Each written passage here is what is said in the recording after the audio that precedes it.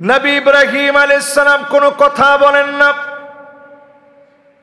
হাজারা আলাইহিস সালাম বললেন, আমি কি আপনাকে ব্যথা দিয়েছি? কোনো জবাব নাই। আমার কোনো ব্যবহারে আপনি কষ্ট পেয়েছেন? কোনো জবাব নাই। এবার যখন নবী ইব্রাহিম আলাইহিস সালামকে প্রশ্ন করা হলো, আল্লাহ পাক কে আপনাকে অর্ডার করেছে মরু প্রান্তে রেখে যেতে? নবী ইব্রাহিম আলাইহিস সালাম চুপ থাকতে পারে নাই, জবাব দিলেন, হ্যাঁ আল্লাহ আমাকে অর্ডার করেছে। হাজারা আলাইহিস সালাম বললেন, শোনো প্রাণের স্বামী, ইযান লা ইউদাইউনি আল্লাহ, যদি আল্লাহ অর্ডার করে থাকে মরু প্রান্তে সবারে ভুলে যেতে পারে। স্বামী তার স্ত্রীরে ভুলে যেতে পারে, স্ত্রী তার স্বামীকে ভুলে যেতে পারে। এই মরু প্রান্তে আমার একজন মালিক আছে, তিনি আমার আল্লাহ। কশিনকালেও তিনি মরু প্রান্তে আমাকে ভুলে যাবে না। এ কথা আল্লাহর এত পছন্দ লেগে গেছে, আল্লাহ একটু পরীক্ষা নিলেন, দেখি কতক্ষণ আমারে তুমি মনে রাখো। হাজারা আলাইহিস সালামের কাছে একটুখানি খেজুর, সামান্য কিছু পানি ছিল। ফুরিয়ে যাওয়ার পরে শিশু বাচ্চা যখন ক্ষুধার যন্ত্রণায় ছটফট করছে, মায়ের বুক থেকে যখন খাদ্য বন্ধ হয়ে গেছে, হাজারা আলাইহিস সালাম পানির জন্য ছুটাছুটি শুরু করছে। এই সাফা আর মারওয়াতে যেখানে আমরা এখন দৌড়াই, সবুজ বাতি দেওয়া আছে, দেখছেন না আপনারা? এই সবুজ বাতি দেওয়া জায়গাটা এখন আমরা দৌড়াই। এই জায়গায় গিয়ে মা দৌড় মেরেছে, আল্লাহর কাছে এত পছন্দ লেগে গেছে। আজ অবধি হাজিদের জন্য কাজটাকে আল্লাহ আবশ্যক বানায় দিয়েছে। আল্লাহ, আপনি উমরা করতে যাবেন, 7 বার তাওয়াফ করার পরে সাফা মারওয়ায় সাই করা লাগবে, এরপরে হালাল হতে হবে। হজ করতে যাবেন, এই জায়গায় আপনাকে দৌড়াইতে হবে। তো দৌড়ানোর এক পর্যায়ে তিনি তাকায় দেখেন ছোট্ট শিশু বাচ্চার পায়ের নিচ থেকে পানি উঠতেছে। উনি দৌড়ায় আইসা ওনার ভাষায় বললেন, জম জম, মানে থাম থাম। যেই পানির জন্য এতক্ষণ দৌড়াইলাম, এই পানি যায় কই? তিনি থামতে বললেন। আল্লাহ তাআলা নির্দিষ্ট একটা জায়গার ভিতরে এমন পানি দিলেন, সেকেন্ডে সেকেন্ডে এত লিটার পানি উঠানো হয়, কিন্তু পানির লেয়ার সামান্য একটু নিচে নেমে গেলে মুহূর্তের ভিতরে আল্লাহ তাআলা আবার এটা পরিপূর্ণ করে দেন। সুবহানাল্লাহ। যেই পানি নিয়ে গবেষণা করে বিজ্ঞান অবাক, খাদ্যের যে উপাদান আছে, ভিটামিন বলেন, আমিষ বলেন, শর্করা বলেন, প্রোটিন বলেন, এগুলা খাইলে যেমন আমরা শক্তিশালী হই, ক্ষুধা নিবারণ হয়, শুধু এই পানিটার ভিতরে খাদ্যের সব উপাদান আল্লাহ তাআলা দিয়ে রেখেছে। সুবহানাল্লাহ। আপনি নিজে ট্রাই করে দেখেন, জমজমের পানি শুধু খাবেন, খালি যদি আপনি পানি খান কলের পানি, বেশিক্ষণ আপনি ঠিক থাকতে পারবেন না, মাথা ঘুরাবে। একদিন যদি পুরা দিন আপনি নিয়ত করেন যে ভাত না খেয়ে, প্রোটিন না খেয়ে, আমিষ না খেয়ে শুধু পানি খাবেন, একটা পর্যায়ে গিয়ে দেখবেন আপনার পেট খারাপ হয়ে যাবে, মাথা প্রচন্ড ধরে যাবে, আপনি ঠিক থাকতে পারবেন না। কিন্তু জমজমের পানি এমন পানি, আপনি পুরা দিন যদি নিয়ত করেন শুধু পানি খেয়ে থাকবো, এই পানি খেয়ে আপনি থাকতে পারবেন। বলেন আল্লাহু আকবার। এটা এমন পানি। ওই যে হাজারা আলাইহিস সালাম ঠিক যখন তিনি আল্লাহর কাছে বলেছিলেন, ইযান লা ইউদাইউনি আল্লাহ, সবাই ভুলে গেল, আমার আল্লাহ আমারে ভুলবে না, আল্লাহ ঠিকই মনে রাখছে। আল্লাহু আকবার। এই জিলহজ মাসের মুবারক বরকতপূর্ণ আরো একটি আমল হচ্ছে, যারা নিয়ত করছেন কুরবানি দিবেন, মান আরাদা আহাদুকুম আইয়ুদহি, যে ব্যক্তি নিয়ত করে ফেলেছে আমি কোরবানি দিব, সেই লোকটা আজ থেকে, যখন জিলহজ মাসের মুবারক, আজকে থেকে না, জিলহজ মাসের মুবারক চাঁদ যখন দেখা দিবে, সেই সময়ের আগেই আপনি আপনার চুল কেটে ফেলবেন, আপনি আপনার নখ কেটে ফেলবেন, আপনি আপনার মুছটাকে সাইজ করে ফেলবেন, অবাঞ্ছিত যে লোমগুলো আছে এর আগে আপনি পরিষ্কার করে ফেলবেন। জিলহজের এই 10 দিন মুবারক সময় কোরবানি করার আগ পর্যন্ত আপনি আর নখ কাটবেন না, চুল কাটবেন না, গোঁফ ছোট করবেন না, অবাঞ্ছিত কোনো লোম আপনি কাটবেন না। এটা আপনি ছেড়ে দিবেন। নবী সাল্লাল্লাহু আলাইহি সাল্লাম ছেড়ে দিয়েছেন। বাচ্চাদেরকেও আপনারা এই সময়টাতে, যেহেতু কোরবানির সময়, যারা কোরবানি দিতে পারেন না তারাও নিয়ত করে আমল করবেন যে আল্লাহ, আমি তো কোরবানি দিতে পারলাম না, কিন্তু জিলহজের বরকতপূর্ণ সময়ে নবীজি এই আমলটা করছে, আল্লাহ আপনি আমার অন্তত সওয়াবটা দিয়েন। আমি কোরবানি দিতে পারি নাই কিন্তু আমলটা করছি, আল্লাহ আপনি সওয়াব দিয়েন। আল্লাহু আতিয়াব ওয়া আকসার, আল্লাহ এর চাইতে মহাপবিত্র। আপনি যদি নিয়ত করেন, আমল করার চেষ্টা করেন, অবশ্যই যিনি সওয়াব দিয়ে দিবেন তিনি কে? আল্লাহ।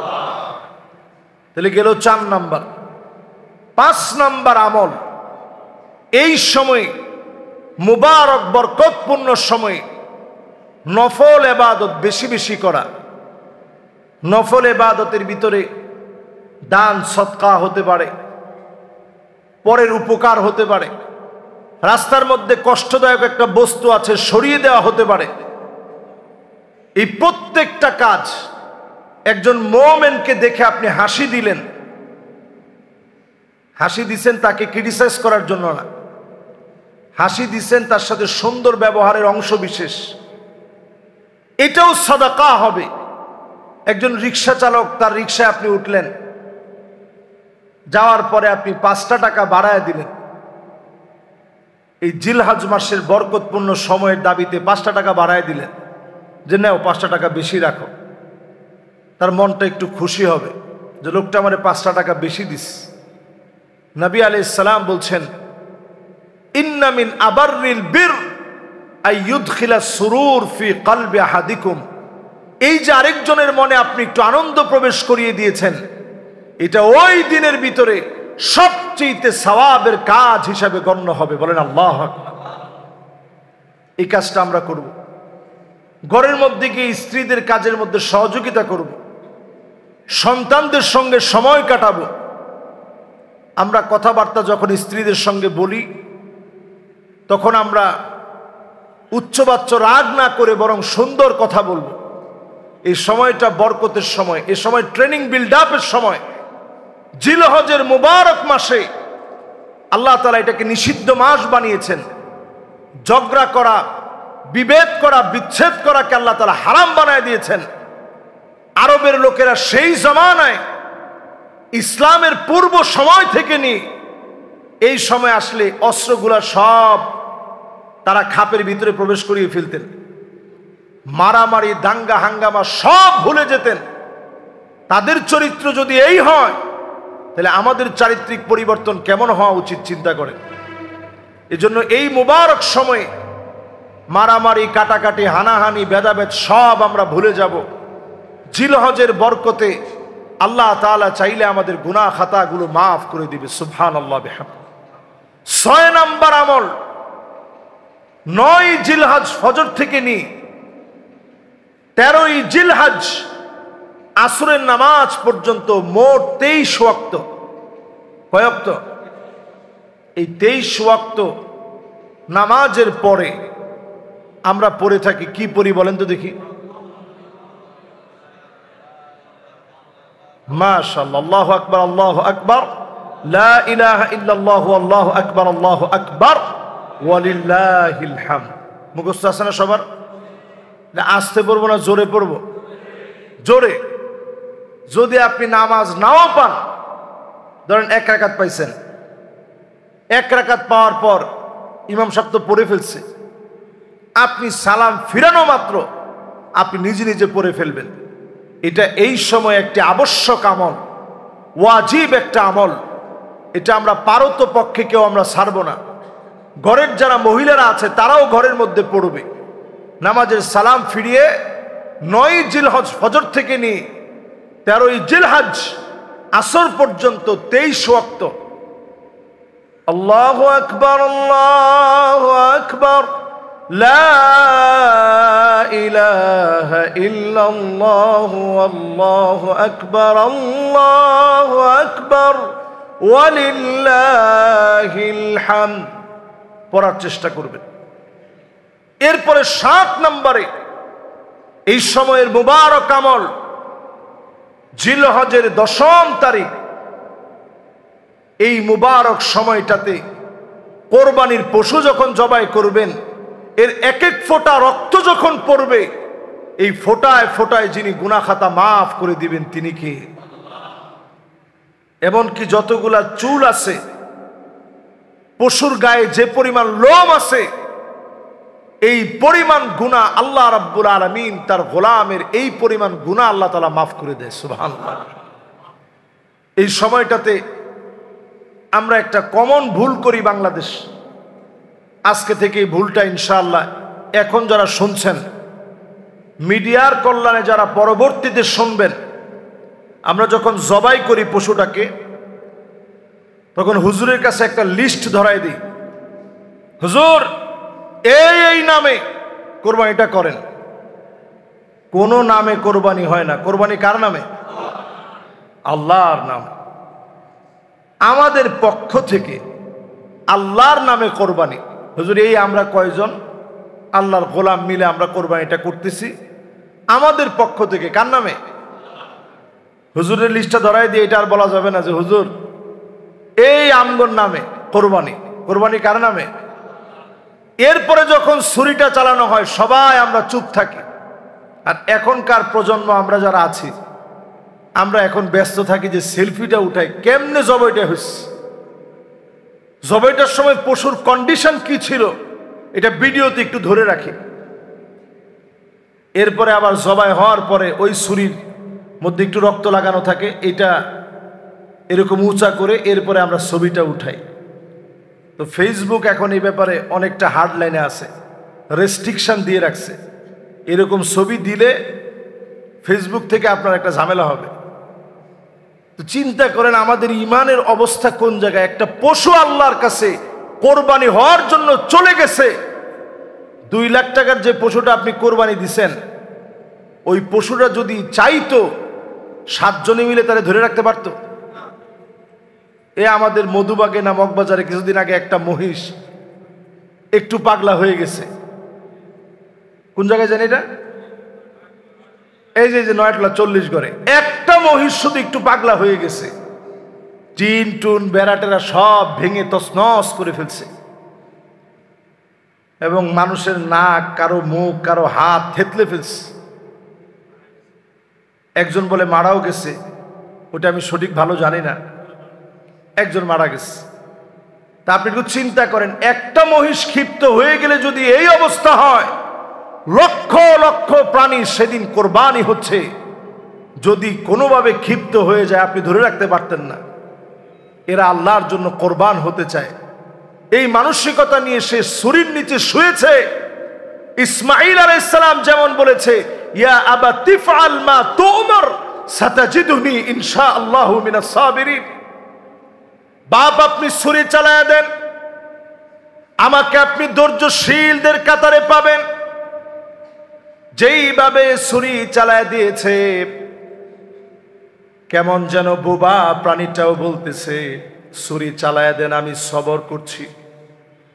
এই সময় আমি আপনি বিসমিল্লাহি ওয়াল্লাহু আকবার জবাই করার সময় সবাই পড়ব, এর দ্বারা যিনি আমাদের কোরবানি কবুল করে নিবেন তিনি কে?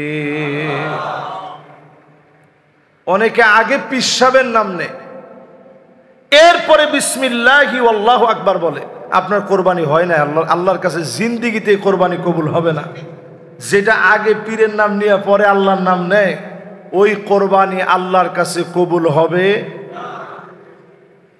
এরপরে আমরা বলি বিসমিল্লাহি আল্লাহু আকবার। হাদিসের মধ্যে আসছে বিসমিল্লাহি ওয়াল্লাহু আকবার, এখানে একটা ওয়াও যুক্ত আছে। ওটা দিলে অর্থের ভিতরে প্রাঞ্জলতা আরো বেড়ে যায়। শুরু করছি আল্লাহর নামে, এবং আমার আল্লাহ সবচেয়ে বড়, বলেন আল্লাহু আকবার।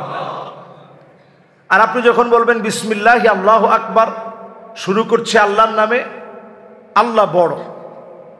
আর যখন এবংটা দিবেন তখন ভাষার আধিক্যতা প্রকাশ পাবে, এখানে শব্দের প্রাঞ্জলতা বেড়ে যাবে, শক্তিশালী একটা ওয়াও এখানে যুক্ত আছে। আমরা এটা সহজ করার জন্য বলি বিসমিল্লাহি আল্লাহু আকবার। হাদিসের মধ্যে আসছে বিসমিল্লাহি ওয়াল্লাহু আকবার, বলেন বিসমিল্লাহি। এই তো আমরা কয়জন আজকে শুধরে নিলাম। এইভাবে ইনশাল্লাহ সবাই শুধরে নিলে এটা দেখবেন শুদ্ধ হয়ে যাবে ইনশাআল্লাহ। এরপর 8 নম্বরে মুবারক জিলহজ মাসে আমরা আরাফার দিবসের রোজা একজনও আমরা মিস করব না। প্রত্যেকে অন্তত আরাফার দিবস 9 জিলহজ উকুফ ও আরাফা, হাজী সাহেবরা যখন আরাফার ময়দানে অবস্থান করবে, আমার দেশে যখন 9 জিলহজ, এটা নিয়ে বাংলাদেশে একটা বিতর্ক হয় প্রতি বছর যে 9 জিলহজের রোজা রাখবো না আরাফার দিবসে রোজা রাখবো। আমি এই ক্ষেত্রে বলি আপনি টানা জিলহজের প্রত্যেক দিন রোজা রাখেন, এটাও তো হাদিস দিয়ে প্রমাণিত। আমাদের দ্বন্দ্ব কলহ করা কোনো দরকার নেই। টানা জিলহজের 9 দিন রোজা রাখেন, শুধু ঈদের দিন ছাড়া এই সময়টাতে আপনি রোজা রাখেন। নবী আলাইহিস সালাতু ওয়াস সালাম বলেন, যদি কেউ আরাফার দিবসে রোজা রাখে, সিয়ামু ইয়াউমে আরাফা, আরাফার দিবসের রোজা যদি আল্লাহর কোনো গোলাম রাখে, আহতাসিবু আলাল্লাহি আইয়ুকাফিরা সানাতাল্লাতী ক্বাবলাহু ওয়াস সানাতাল্লাতী বা'দাহু, আমি আল্লাহর কাছে আশা করি আগের 1 বছর পরের 1 বছরের গুনাহ আল্লাহ মাফ করে দিবেন। সুবহানাল্লাহ, আল্লাহু আকবার। এই মুবারক আরাফার দিবসের রোজা কারো যেন মিস না হয়। 9 নম্বরে এই মুবারক জিলহজের বরকতপূর্ণ সময়ে যারা আমরা হজে যেতে পারি নাই, আল্লাহর কাছে আমরা অন্তত দোয়া করতে থাকি, আল্লাহ এই সময়ে আপনি ভালো ভালো কাজ করান, এই সময়ে বেশি বেশি কল্যাণকর কাজ করান, আল্লাহ বেশি বেশি সওয়াবের কাজ করান। হাজী সাহেবরা যখন এক একটা জায়গায় অবস্থান করবে, আপনি নিজে মনের ভিতরে আনতে থাকেন যে আল্লাহ এই জায়গায় যদি আমি যেতে পারতাম, মুজদালেফায় যদি আমি থাকতে পারতাম, আল্লাহ আমি যদি আরাফার ময়দানে যেতে পারতাম, মিনায় যদি অবস্থান করতে পারতাম। হতে পারে তাসদীকুন নিয়্যাহ, মনের এই পরিশুদ্ধ নিয়তের কারণে আল্লাহ তাআলা আপনাকে হজের তৌফিক দিবেন। যদি তৌফিক নাও পান, নিয়তের কারণে আল্লাহ তাআলা সওয়াব দিয়ে দিবেন। সুবহানাল্লাহ। এই জিলহজ মাসের শেষ 10ম আমল, এই সময়টা খানা পিনার সময়, আইয়ামু আকলিন ওয়া শুরবিন। জিলহজ মাসের শেষ সময়টা, ঈদের পর থেকে আইয়ামে তাশরিকের সময়টা, খানা পিনার সময়। এই সময়ে খানা পিনা করবেন। নবী সাল্লাল্লাহু আলাইহি সাল্লাম খানা পিনা করতে বলছেন, আইয়ামু আকলিন ওয়া শুরবিন ওয়া তাহমিদিন। এই সময়টা খানা পিনা করবেন, আরেকজনরে খানা খাওয়াবেন। পরেই নবীজি বলছেন প্রশংসা করবেন আল্লাহ। খানা খেয়ে আপনি আল্লাহর প্রশংসা ছাড়া উঠে যেন না। খানা খাওয়ার পরে আল্লাহর প্রশংসা করবেন, আলহামদুলিল্লাহ বলবেন, নিজে মেহমান হবেন, আরেকজনরে দাওয়াত দিবেন। আল্লাহ রাব্বুল আলামিন আমাদেরকে তৌফিক দান করুক, পড়েন আমিন। আপনারা জানেন নিশ্চয়ই আমাদের এই মসজিদের সম্মানিত ইমাম, সুযোগ্য ইমাম, যিনি এই মসজিদকে এত দূর সাজানোর পিছনে সবচেয়ে অক্লান্ত পরিশ্রম করেছেন, যার খিদমত আজও এই দিলু ব্যাপারী মসজিদের প্রান্তে প্রান্তে লেগে আছে। আমি হুজুরের হাত ধরে বহুবার এই মসজিদে আসছি, বহুবার, 1বার 2বার না। আমার সরাসরি উস্তাদ ছিলেন মরহুম মাওলানা ইদ্রিস আলী সাহেব রহমতুল্লাহ আলাই। আমি ওনার জন্য আপনাদের কাছে দোয়া চাই। উনি ইন্তেকাল করেছেন, আপনারা সকলে জানেন। এমন ইন্তেকাল হয়েছে, কালেমার তালকিন হতে হতে দুনিয়া থেকে তিনি বিদায় নিয়েছেন। এই মসজিদের খিদমতে 48টা বছর তিনি এই মসজিদের খিদমত করছেন। সাধারণ কথা না, 48টা বছর জীবনের এক মসজিদে কাটানো, এটা সাধারণ বিষয় না। এটা একটা মানুষের ব্যক্তিত্বের পরিচয়। তিনি দীর্ঘদিন খিদমত করেছেন। গত সোমবারে একটা 25 মিনিটে হসপিটালে চিকিৎসারত অবস্থায় তিনি ইন্তেকাল করেছেন। ইন্না লিল্লাহি ওয়া ইন্না ইলাইহি রাজিউন। আমাদের সবার পক্ষ থেকে একটাই কথা, আমরা সবাই হুজুরের জন্য দোয়া করব। উনি আমার সরাসরি উস্তাদ, এরকম শুধু আমি না, এরকম হাজার হাজার ওনার ছাত্র আছে। উনি আমাদেরই প্রতিষ্ঠান নয়াটোলা AIUN কামিল মাদ্রাসায় তিনি একেবারে রিটায়ার্ড করার আগ পর্যন্ত তিনি ছিলেন সুনামের সাথে। তো আলহামদুলিল্লাহ, আমরা আমাদের মসজিদ থেকে আর কিছু না পারলেও ওনাকে ভালোবাসা আমরা দিয়েছি, আমরা দোয়া করব ওনার জন্যে, ওনার রুহের মাগফিরাত কামনা করব। আজকে ইনশাআল্লাহ দোয়া হবে। আপনারা সলাতুল জুমার পরে আপনারা ইনশাআল্লাহ দোয়ায় অংশগ্রহণ করবেন। নামাজের পরপরই আমরা দোয়া করব এবং আপনারা প্রত্যেকে ওনার জন্য ব্যক্তিগতভাবে দোয়া করবেন। যদি কোনো দেনা পাওনা ওনার থেকে থাকে, হতে পারে 48টা বছরে কেউ যদি কোনো পাওনাদার হয়ে থাকে, ওনার সন্তান আছে মাওলানা আনাস মাদানী হাফিজাহুল্লাহ ওয়া রাআহ, তিনিও মাশাআল্লাহ সুযোগ্য একজন আলেম, মদিনা বিশ্ববিদ্যালয় থেকে পড়েছেন। ওনার কাছ থেকে আপনারা যদি কোনো দেনা পাওনা থেকে থাকে আপনারা নিয়ে নেবেন, আর যদি ক্ষমা করে দেন আল্লাহর রাস্তে আপনারা ক্ষমা করে দিবেন। আমি নিজে ওনার ছাত্র হয়ে আপনাদের কাছে ক্ষমা চাচ্ছি, পাশাপাশি দোয়াও চাচ্ছি। আমাদের মসজিদ কমিটির বর্তমান যারা মসজিদ কমিটিতে আছেন, ওনারা দোয়ার আয়োজন করেছে আপনাদের জন্য। সামান্য মিষ্টি মুখের ব্যবস্থা রাখবেন। নামাজের পরে যাদের সুযোগ হবে আপনারা ইনশাআল্লাহ অংশগ্রহণ করবেন। আল্লাহ তাআলা তৌফিক দান করুক, আমিন। ওয়া আখিরু দাওয়ানা আনিল হামদুলিল্লাহি রাব্বিল আলামিন। নবীজি এটাও নিষেধ করলেন যে কসম আমার নামেও না, কসম হবে কার নামে? আল্লাহর নামে কসম করা লাগবে। আল্লাহ রাব্বুল আলামিন যখন কোনো কসম করেন, আল্লাহর চাইতে বড় তো কেউ নাই, আল্লাহর চাইতে দামি কেউ নাই, আল্লাহর চাইতে শক্তিধর কেউ নাই। আল্লাহ কসম করেন এমন মহাবাস্তব বিষয় নিয়ে, যার বাস্তবতাকে আল্লাহ তাআলা আরো দামি করে তোলেন। যেমন কোরআনুল কারীম আল্লাহ তাআলা কসম করছেন ওয়াল আসর, শপথ সময়ের, সময় নিয়ে আল্লাহ কসম করলেন। এইখানে যে 10টা দিবস নিয়ে আল্লাহ কসম করলেন, এটাও সময়েরই কসম।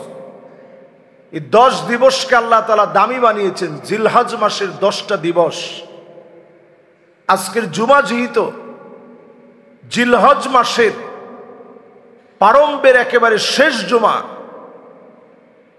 আমরা জিলহজ মাস পাওয়ার আগেই নবী সাল্লাল্লাহু আলাইহি সাল্লাম যে আমলগুলো আমাদেরকে শিখিয়েছেন, এই আমলগুলো আজকে আমরা ইনশাআল্লাহ বাড়ি নিয়ে যেতে চাই। রাজি আছেন ইনশাআল্লাহ? আল্লাহর হাবিব ইরশাদ করেন, মা মিন আইয়ামিন আল আমালুস সালিহু ফিহা আহাব্বু ইলাল্লাহি মিন হাযিহিল আইয়াম, ইয়ানি আইয়ামাল আশর। 10 দিনের আমল আল্লাহর কাছে সবচেয়ে প্রিয়।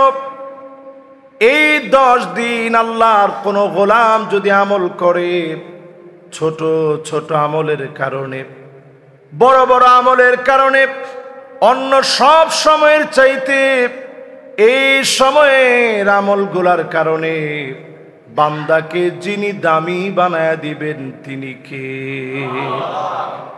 হাদিসটি সহিহ বুখারীতে আসছে, মুসনাদে আহমদে আসছে, তিরমিজিতে আসছে, সহিহ ইবনে হিব্বানে আসছে। অসংখ্য হাদিস গ্রন্থের ভিতরে হাদিসটি আসছে। আল্লাহর কাছে সময়টা সবচেয়ে দামি সময়। সময়ের ভিতরে 10 দিন, দিনের দিক থেকে আল্লাহর কাছে এতটাই দামি, এই জমিনের ভিতরে এর চাইতে দামি দিবস আর হতে পারে না। পড়েন আল্লাহু আকবার। এমন একটা সময়ের দিকে যখন আমরা আগাচ্ছি, এমন একটা সময় যখন আমাদেরকে আহ্বান করছে, আমাদেরকে ডাকছে ক্ষমা পাওয়ার জন্য, প্রথম আমলটাই হচ্ছে জিলহজ মাসে আমি আপনি প্রত্যেকে এ মাসের চাঁদ যখন উদিত হবে একটা দোয়া পড়ে নেওয়া। নবীজি যেই দোয়াটা পড়তেন, যদি আপনি আমি আরবিতে না পারি, বাংলায় অন্তত বলার চেষ্টা করি। দোয়াটা কি? নবীজি বলতেন আল্লাহু আকবার, আল্লাহু আকবার, আল্লাহু আকবার, আল্লাহুম্মা আহিল্লাহু আলাইনা বিল আমনি ওয়াল ঈমান ওয়াস সালামাতি ওয়াল ইসলাম ওয়াত তাওফীকি লিমা তুহিব্বু ওয়া তারদা রব্বি ওয়া রাব্বুকাল্লাহ হিলালু রুশদি ওয়া খাইর। এই দোয়াটার বাংলা অর্থ হচ্ছে আল্লাহর কাছে আমি আপনি বলে নেওয়া, আল্লাহ আপনি সবচেয়ে বড়, আল্লাহ আপনি সবচেয়ে বড়, আল্লাহ আপনি সবচেয়ে বড়। আল্লাহ আপনি আমাকে একটা নতুন চাঁদ দিয়েছেন, নতুন একটা মাস আল্লাহ আপনি আমাকে দান করেছেন। এই মাসের পূর্ণ বরকত আল্লাহ আপনি আমাকে দান করেন, নিরাপত্তার চাদরে বেষ্টিত করেন। এই মাসটাকে আমার জন্য শান্তিময় করে দেন। আল্লাহ চাঁদেরও মালিক আপনি, আমারও মালিক আপনি। এই মাসে পছন্দনীয় কাজগুলা করার তৌফিক দান করেন। যেই কাজে আল্লাহ আপনি খুশি হবেন এমন কাজগুলা বেশি বেশি করার তৌফিক দেন। এই চাঁদটাকে, এই মাসটাকে আমার জন্য কল্যাণকর বানায় দেন।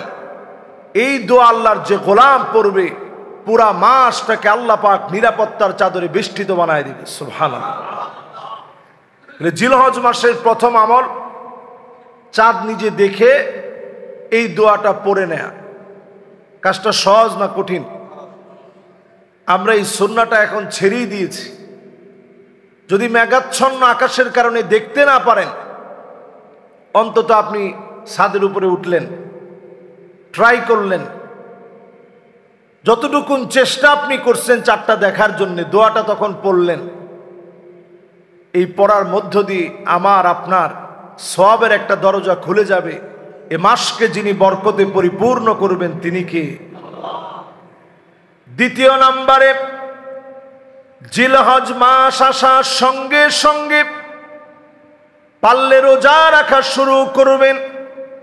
আল্লাহর নবী টানা 9 দিন রোজা রেখেছেন। জিলহজ মাসের শুরু থেকে নিয়ে 9 জিলহজ পর্যন্ত রোজা রাখবেন। এই আমলটা আপনি যদি করেন, আল্লাহর নবীর সুন্নাহ মানলেন, জিলহজ মাসে রমাদানের পরে মোবারক এই জিলহজে বরকতপূর্ণ রোজা রাখার মধ্য দিয়ে আপনার গুনাহগুলা যিনি মাফ করে দিবেন তিনি কে?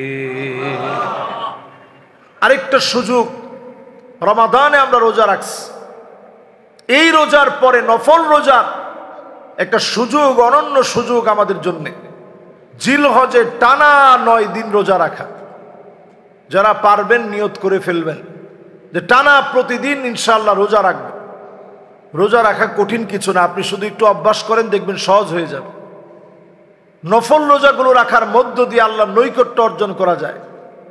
আকরাবু মা ইয়াকুনুল আবদু মির রাব্বিহি, আল্লাহ সবচেয়ে নিকটবর্তী হওয়া যায় ফরজ মানার পরে। নফল ইবাদত যারা করবে তাদেরকে যিনি সবচেয়ে নিকটবর্তী বান্দা বানায় দিবেন তিনি কে? এজন্য 2 নাম্বার আমল, টানা 9 দিন পারলে রোজা রাখবেন জিলহজ মাসে। 3 নাম্বার আমল নবীজি আমাদেরকে শিখিয়ে দিলেন, ফাআকসিরু ফীহিন্না আত-তাকবীর ওয়াত-তাহলিল ওয়াত-তাহমিদ।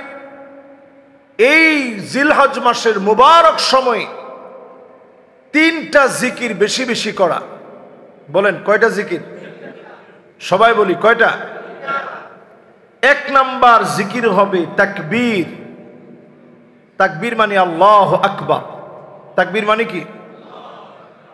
দেখবেন ফিলিস্তিনের ছোট ছোট বাচ্চা জালেমের জুলুমের শিকার হয়ে তারা দেখবেন স্লোগান দেয় তাকবীর আল্লাহু আকবার, তাকবীর আল্লাহু আকবার। এই তাকবীরটা বেশি বেশি দিবেন।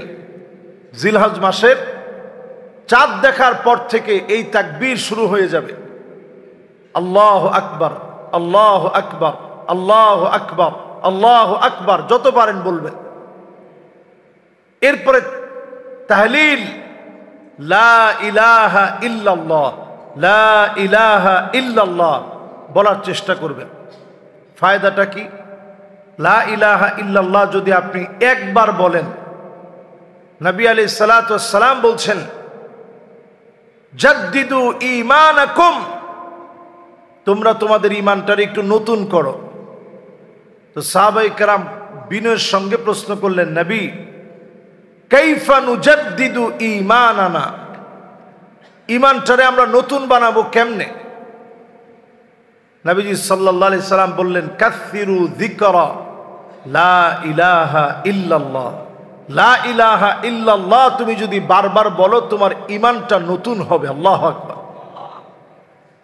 আমরা আমাদের ঘরবাড়ি একটু রংটা যদি, চোনাটা যদি ডিস্টার্ব হয়ে যায়, এটাকে আমরা সংস্কার করি। প্লাস্টার যদি খসে পড়ে, এটাকে আমরা সংস্কার করি। ঈমানকে যদি আপনি সংস্কার করতে চান, তাজদীদ করতে চান, নতুন করতে চান, লা ইলাহা ইল্লাল্লাহ বেশি বেশি পড়া। বলেন কি পড়ব? এর দ্বারা আল্লাহ তাআলা ঈমানটাকে নতুন করে দিবে, নবায়ন করে দিবে। শুধু নতুন নবায়ন করবে না, আমাদের মনের ভিতরে শয়তান কত রকমের ওয়াসওয়াসা ঢুকায় দেয়। এই ওয়াসওয়াসার কবলে পড়ে কখনো কখনো আমরা ঈমান হারা হয়ে যাই। ফিতনা ফাসাদের এই সময়ে আমরা যে গুনাহের কাজ করি, কখনো কখনো ঈমান হারা হয়ে যায়। এই ঈমান হারা অবস্থায় আপনি যখন লা ইলাহা ইল্লাল্লাহ বলবেন, ঈমানটাকে আল্লাহ তাআলা আবার নবায়ন করে দিবে। আল্লাহু আকবার। এই জন্য ৩ নাম্বার কাজ, নবী আলাইহিস সালাতু ওয়াস সালামের হাদিস অনুযায়ী এই সময়ে তাহমিদ, আল্লাহর প্রশংসা আদায় করা, আলহামদুলিল্লাহ বেশি বেশি বলা। আলহামদুলিল্লাহ নিয়ে সায়েন্টিস্টরা গবেষণা করে অবাক হয়েছে। শুধু প্রশংসা করলে মানুষের ব্রেনের ভিতরে যে একটা পরিবর্তন হয়, কৃতজ্ঞ মানুষের ব্রেন আর অকৃতজ্ঞ মানুষের ব্রেনের ভিতরে বিরাট পার্থক্য আছে। যারা কৃতজ্ঞতা বোধ থেকে আলহামদুলিল্লাহ বলে, আল্লাহ তাআলা নানাভাবে তাদেরকে সুস্থ রাখেন। পড়েন আল্লাহু আকবার। দুনিয়ার জীবনে আল্লাহ সুস্থ রেখে আউয়ালু মান ইউদআ ইলাল জান্নাল হামিদুন, আল্লাহর জান্নাতের ভিতরে প্রথম কাতারের জন্য সেদিন আল্লাহ ডাকবেন। দলে দলে লোকদেরকে প্রথম কাতারে দাঁড় করায় দিবেন। সেদিন প্রথম কাতারে কারা দাঁড়াবে? আল্লাযীনা ইয়াহমাদুনাল্লাহ ফিস সাররাই ওয়াদ দাররা, সুখে দুঃখে, কষ্টে আনন্দে জীবনে যারা প্রশংসা করেছে, তাদেরকে যিনি ডেকে ডেকে প্রথম কাতারে দাঁড় করায় দিবেন তিনি কে? জান্নাতে যারা প্রথম কাতারের মেহমান হতে চাই, বেশি বেশি আলহামদুলিল্লাহ বলবেন। কখন? ফিস সাররাই ওয়াদ দাররা, সুখে আর দুঃখে, কষ্টে আর আনন্দে, জীবনের সর্ব অবস্থায় প্রশংসা লাগবে কার? আমরা সুখের সময় আল্লাহর প্রশংসা করি, একটু যখন কষ্টের ভিতরে পড়ে যায়, কেউ জিজ্ঞাসা করছে কেমন আছেন, অনেকেই উত্তর দিয়ে যে হুজুর কপালে ঠাডা পড়ছে। কেমন আছেন হুজুর? নাক কাটা গেছে, কেমন আর থাকবো। আবার কিছু লোক আছে যারা হুজুরদেরকে সহ্য করতে পারে না, জিজ্ঞাসা করলে কেমন আছেন, কারে মোল্লারাই ভালো না, আমরা থাকি কেমনে। কিছু লোক আছে দেখবেন আলেমদের সমালোচনা করলেই মনে করে আমি জিতে গেলাম। জিজ্ঞাসা করছে কেমন আছেন, কারে হুজুররা তো আগের মতো দোয়া করে না, ভালো থাকবো কেমনে।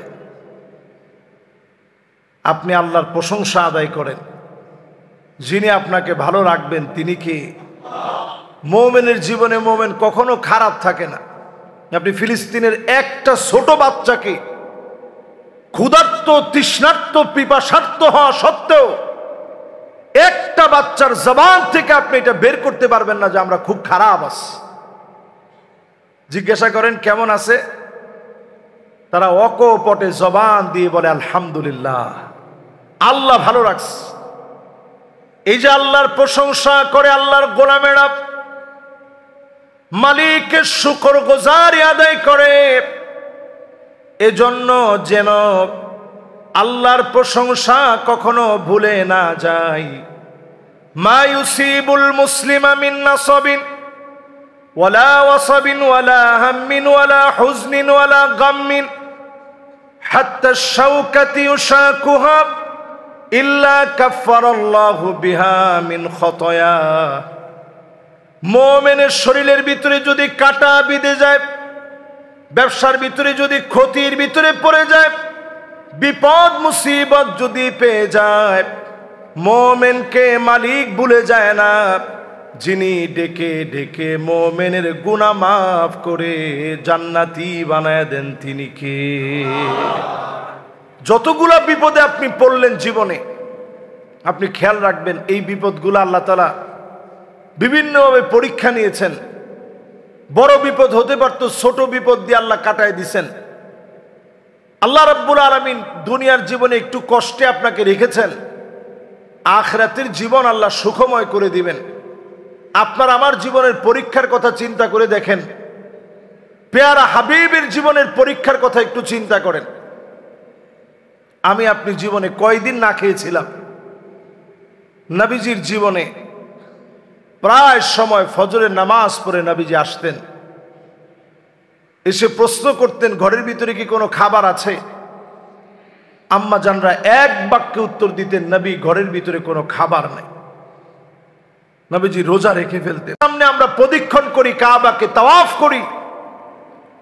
এই ঘরটা যখন প্লাবনের পরে যখন একটা সাইড যখন ঢুকে গিয়েছিল, আল্লাহ পাক এই ঘরটাকে পুনর্নির্মাণ করাবেন।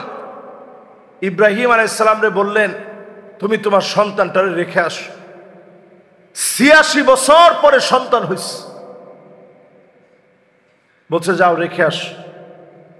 ইব্রাহিম আলাইহিস সালাম স্বীয় সন্তানকে যখন রেখে আসতেছেন, কলিজার ভিতরে টান লেগে গেছে। আল্লাহ আমি রেখে চলে যাচ্ছি।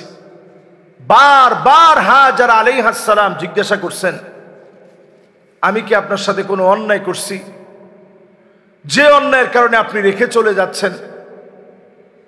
নুশহিদুকা ওয়া নুশহিদু মালাইকাতাক ওয়া হামালাতা আরশিকা ওয়া জামিআ খালকিক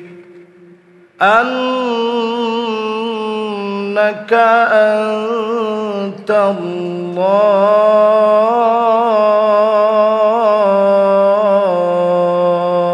আনতাল্লাহ লা ইলাহা ইল্লা আনতা ফাহুয়াল ওয়াহিদুল আহাদ আল ফারদুস সামাদ الذي لم يلد ولم يولد ولم يكن له كفوا أحد ونشهد أن سيدنا وسندنا وحبيب ربنا وطبيبنا وطبيب قلوبنا محمد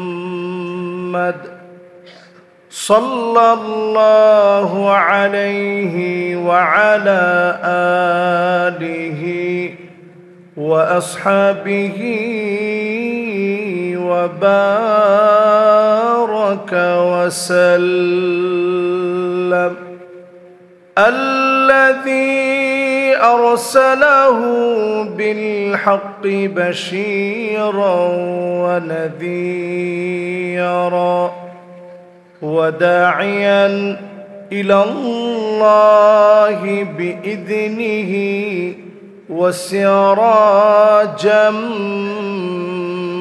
منيرا فقد قال الله تعالى في كلامه المجيد وفي فرقانه الحميد أعوذ بالله من الشيطان الرجيم بسم الله الرحمن الرحمن الرحيم إن الله وملائكته يصلون على النبي يا أيها الذين آمنوا صلوا عليه وسلموا تسليما اللهم صل على محمد وعلى آل محمد كما صليت على إبراهيم وعلى آل إبراهيم إنك حميد مجيد اللهم بارك على محمد وعلى آل محمد كما باركت على إبراهيم وعلى آل إبراهيم إنك حميد مجيد بلغ العلا بكماله كشف الدجى بجماله حسنت جميع خصاله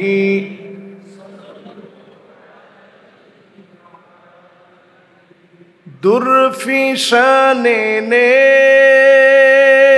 تیری قطروں کو دریا کر دیا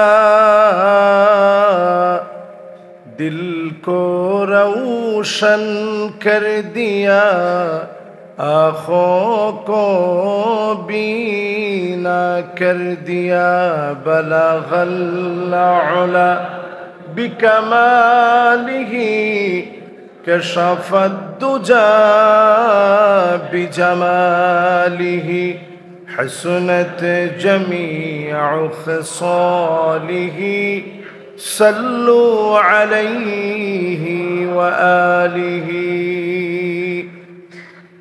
আল্লাহ পাকের আলী শান দরবারে আজিমে শুকর গুজারি আদায় করছি সকলে পড়ছি কালিমাতুশ শুকর আলহামদুলিল্লাহ সকলে পড়ি রব্বানা লাকাল হামদ হামদান কাসীরান طيبا مباركا فيه يا ربي لك الحمد كما ينبغي لجلال وجهك وعظيم سلطانك আল্লাহ পাকের প্রশংসা বড়ত্ব ঘোষণা করে দরুদ এবং সালাম পড়ছি সাইয়্যিদুল মুরসালিন খাতামুন নবিয়্যিন ইমামুল মুরসালিন ওয়ান নবিয়্যিন মুহাম্মাদুর রাসূলুল্লাহ সাল্লাল্লাহু আলাইহি ওয়াসাল্লামের উপরে মোবারক এই সময় আল্লাহ রাব্বুল আলামিন আমাদের দরুদ এবং সালামকে কবুল আর মঞ্জুর করুক সকলে পড়ি আমিন সম্মানিত হাজিরিন আমরা জিলকদ মাসের একেবারে শেষ সময় আছি এরপরে আল্লাহ রাব্বুল আলামিন এমন একটা সময় আমাদেরকে দিবেন জিলহজ মাসের এই বরকতপূর্ণ সময়গুলো এত দামি আল্লাহ রাব্বুল আলামিন এই সময় নিয়ে কসম করেছেন ওয়াল ফজর ওয়া লায়ালিন আশর এই সময় সম্পর্কে আল্লাহ রাব্বুল আলামিন এই 10টা দিবস সম্পর্কে আল্লাহ তাআলা কসম করলেন আমরা সাধারণত কসম করি আল্লাহ রাব্বুল আলামিনের নামে আল্লাহর চাইতে বড় শক্তিধর এই পৃথিবীতে কেউ নেই এজন্য কসম হওয়া লাগবে একমাত্র শুধুমাত্র কেবলমাত্র আল্লাহর নামে। ফামান কানা ইউহলিফ ফালইউহলিফ বিল্লাহ, যদি কেউ কসম করতেই চায় কসম করা লাগবে শুধুমাত্র আল্লাহর নামে। কোনো পীরের নামে কোনো কসম করা কোনোভাবে জায়েজ নাই, হারাম। আপনি যদি কোনো পীরের নামে কসম করেন যে আমার পীর বাবার নামে কসম, এই কাজ জীবনে কোনোদিন আমি করি নাই, এটা সম্পূর্ণরূপে হারাম হবে, নিষিদ্ধ। আমরা অনেক সময় কোরআন নিয়ে কসম করি, কোরআন মাথায় নিয়ে কসম করি যে এই কোরআন মাথায় নিয়ে আমি কসম করলাম, এই কাজ আমি করি নাই। কোরআন আল্লাহ তাআলা এই জন্য দেয় নাই। কসম করতে হবে শুধুমাত্র আল্লাহর নামে। আরবের লোকেরা এক সময় বলতো ওয়ান নাবী, নবীর কসম।